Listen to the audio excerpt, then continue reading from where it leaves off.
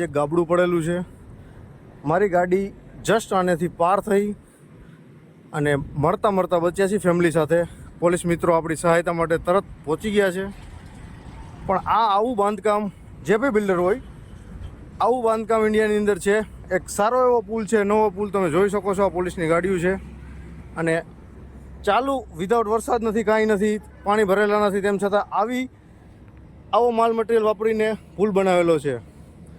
આવું ગાબડું અને કદાચ આમાં જાનહાનિ થાય. આની પાછળથી મારી ગાડી માંડ કરીને કંટ્રોલ થઈને આગળ ઊભી રહી છે. સાહેબ, આ લીમડી પાસેનો જે પુલ છે અને આપણે જે આ પુલ ઉતરતા જ ઓનેસ્ટ હોટલ આવે છે, એ આ પુલ છે. તમે ખાસ ધ્યાન રાખજો.